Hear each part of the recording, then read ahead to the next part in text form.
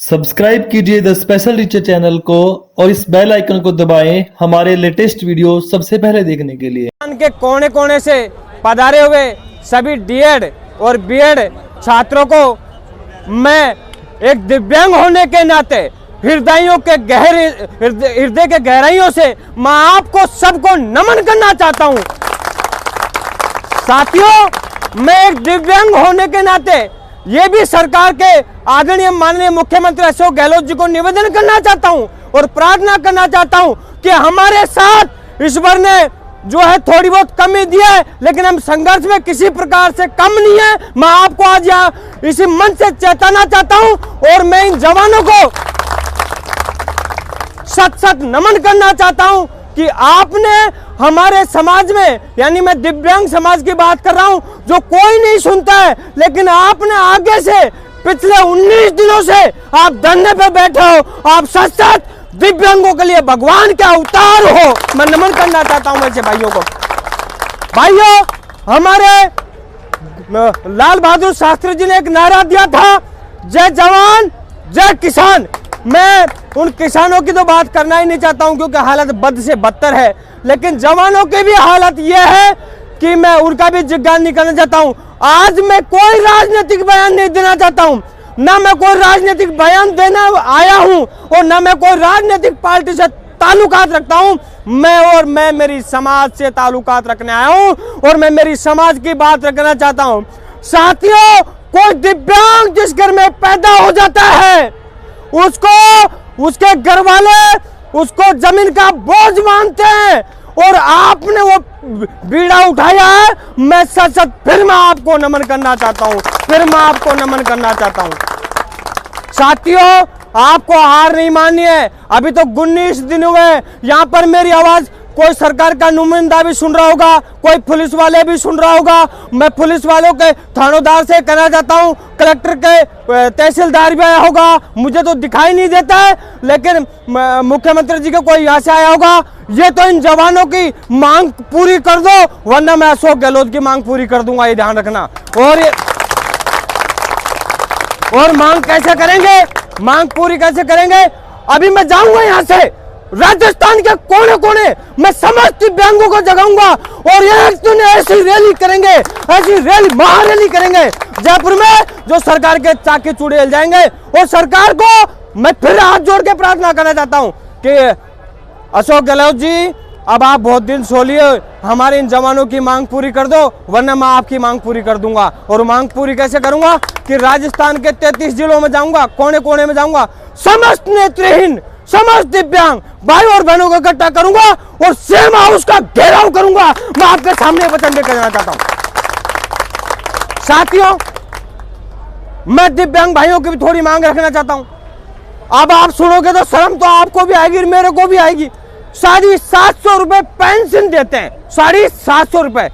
और मैं अशोक गहलोत जी से कहना चाहता हूं कि पहले 500 मिलती थी, इससे पहले वसुंधरा जी आई, वसुंधरा जी ने 250 बढ़ा दिए। तो अशोक गहलोत जी सुन लो, आप वसुंधरा जी से कमजोर नहीं है, कुछ तो आप भी बढ़ाओ। फिर मैं कहना चाहता हूं कि वसुंधरा जी 250 बढ़ा सकती है तो आप 2000 बढ़ाओ। इसलिए दिव्यांग की पेंशन 750 की जगह 2000 रुपए होनी चाहिए। क्या सहमत हो इस बात पे?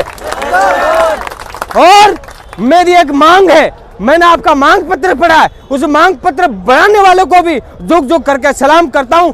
और पर मेरी मांग है, चाहे वो गांव में हो, चाहे ढाणी में हो, चाहे तहसील में हो, चाहे जिले में हो, चाहे कोई से भी कोने में हो, राजस्थान की जितनी भी गवर्नमेंट स्कूल हो, चाहे वो पहली से 5वीं तक हो, चाहे पहली से 8 तक हो, चाहे वो 12वीं तक हो, जितने भी स्कूल है, समस्त स्कूलों में एक स्पेशल डीएड और बीएड वाला शिक्षक नियुक्त होना चाहिए। ये मेरी सरकार से मांग है। अब मेरे को लग रहा है आप 19 दिनों से बैठे हैं, घी 2 अंगुली से निकला जाता है जवानों, आप डरने की जरूरत नहीं है 2 अंगुलियों से। अभी तक हम सीधी अंगुली से घी निकाल रहे थे 19 दिन से, लेकिन अब लग रहा है 19 दिन से सीधी अंगुली से घी नहीं निकलने वाला है। अब कमर कस लो, इसके लिए हम सबको एक होना चाहिएगा। और जहां भी मेरे गांव में जो बैठे हैं स्पेशल डीएड और बीएड वालों सभी दिव्यांग भाइयों से कि आपको लड़ना पड़ेगा, संघर्ष करना पड़ेगा, महाभारत करना पड़ेगा, झंझट करना पड़ेगा और झंझट करने के लिए आपको कमर कस के तैयार रहना पड़ेगा। ये इतनी सी मैं प्रार्थना करने के लिए आप सबके बीच में आया हूँ। ये एक महेश जी हैं, आप जानते हो हमारे, ये मैं तो गुरुजी नहीं मानता हूँ आप सबको, इतने गुरुजनों के मुझे दर्शन नहीं है। मैं फिर एक बार माननीय राजस्थान के मुख्यमंत्री, एक बात मैं आपको एक क्लियर भी कर दूं कि मैं सरकार तो दोनों ही ठीक नहीं है, एक शापनाथ है एक नागनाथ है, फिर ये कड़वा सत्य है। तो अभी जैसे मैं सरकारों को बात कर दूं, यहाँ कोई बीजेपी का भाई समर्थन बैठा तो मेरी बात का बुरा मत मानना, कि जैसे ही अब चुनाव आने वाले हैं तो वसुंधरा जी ने भी तैयारी कर ली है, लंदन से वापस यहाँ के टिकट फ्लाइट बुक करवा ली है, और हालांकि मेरे को डेट पता नहीं है लेकिन यहाँ वापस आएगी। लेकिन दोनों सरकारों को मैं एक चेतावनी देना चाहता हूँ कि जो है हमारे नेतृत्वहीनों के साथ ये तो अन्याय करना बंद कर दो, वरना भगवान और ये जनता दराज रहने जो वोट देने वाले मतदाता वो तुम्हारे साथ, दोनों सरकारों के साथ अन्याय कर देंगे। मैं इतना भरोसा मैं निवेदन करना चाहता हूं सरकार से कि हमारे साथ जो है अन्याय करना बंद कर दो। साथियों, एक बात मैं और बताना चाहता हूं जो कि बहुत इंपॉर्टेंट है, हमारे जो है स्पेशल डीएड करते हैं उनकी फीस सबसे ज्यादा ली जाती है। मैं गलत तो नहीं बोल रहा हूं जवानों? तो वो फीस हमने, हमारे बाप दादाओं ने, किसान जो होता है, हम सब के सब किसान परिवार और गरीब दीनहीन मजदूर की संतान है। ये कहते हैं, बिल्कुल सही कहा किसी ने, कि किसान के माथे में से पसीना आता है जैसे मेरा आ रहा है, और विद्यार्थियों के नीचे से पसीना आता है। हमारी वो पैसा जो है किसी तुम्हारा बाप का पैसा नहीं है, हमने हमारे बाप दादाओं ने बड़ी मेहनत से करके लगाया। ये तो हमको रोजगार दो, स्पेशल डीएड वालों को, और रोजगार नहीं दो तो 50,000 रुपए महीने के बेरोजगार दो, वरना चाहे कितना भी झंझट करना पड़े, चाहे डाका डालेंगे।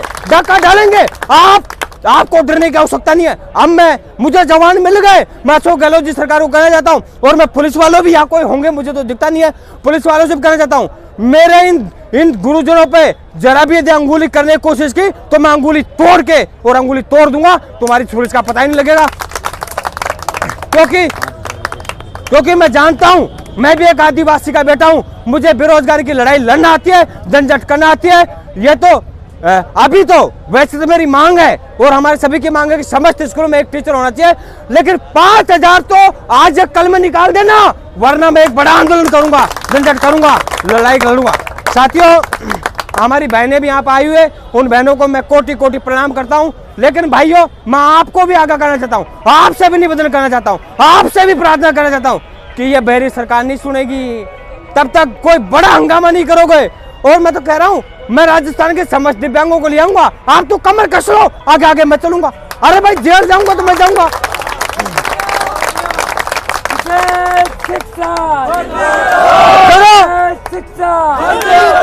डरो तो एक ही बात से डरो, हमारे देश में कानून का राज है, कानून को हाथ में लेना, बाकी इन पुलिस वालों को डरने की जरूरत नहीं है। मैं फिर कहना चाहता हूँ, यदि कोई भी पुलिस वाले ने इन जवानों की तरफ अंगुली की है तो मैं अंगुलियों को तोड़ दूंगा। और अशोक गहलोत की पुलिस में यदि हथकड़ियों में दम है तो खेमराज मीणा के लगा के बता देना, मैं तारे दिखा दूंगा। मैं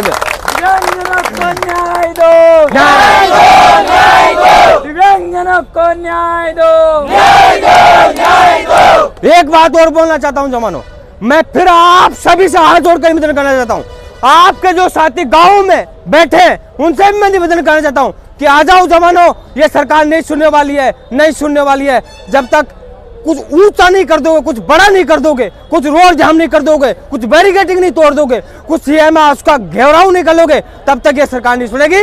इसलिए मैं दीपावली, आज से मैं ये भगवान की कसम खा के कहता हूँ, आज से मैं बीड़ा उठाता हूँ और राजस्थान के 33 जिलों के अंदर घूमूंगा, मैं दीपावली नहीं मनाऊंगा। आपको भी सौगंध है,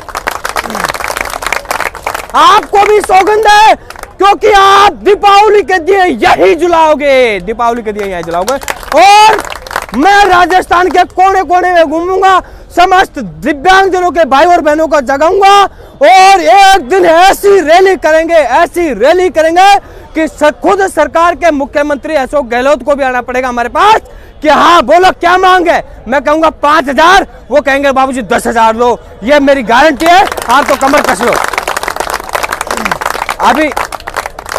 अभी मैं आने की बहुत दिनों से कोशिश कर रहा था, बीमार था, अस्पताल में था, मैं मेरी हालत अभी भी ठीक नहीं है, लेकिन कोई हमारे लिए इतना कर सकता है तो मैं यदि आपका पसीना बहेगा तो राजस्थान के दिव्यांग का एक भाइयों के लिए, एक भाई, एक बहन आपके लिए खून का एक कतला देने के लिए तैयार है। आप तो कमर कस लो मेरे भाइयों, आप तो कमर कस लो, आपको डरने की जरूरत नहीं है, आप चिंता मत करो। अरे मैंने बचपन में बहुत आंदोलन किए, मैं अजमेर में पढ़ा था, अजमेर में मैंने दूसरी क्लास में रोड जाम कर दिया, पुलिस ने लठ पड़ा दिया। मैं सच बता रहा हूं, मेरे शरीर में एक ही ऐसी जगह नहीं बची हो जब पुलिस वालों का लठ नहीं पड़ा हो, एक ही जगह ऐसी नहीं बची है। और मेरे भाइयों एक बात और मैं बोलना चाहता हूं, लेकिन जिसका पुलिस का लठ पड़ता है वो संत की छड़ी होती है जमानो, संत की छड़ी। जिसका पुलिस का लठ पड़ता है उसका प्रमोशन होता है। निश्चित बात है, आप पुलिस का लठ खा लो, 5000 वैकेंसी भी निकल जाएगी, आपको डरने की जरूरत नहीं है। जब तक पुलिस की लठ नहीं खाओगे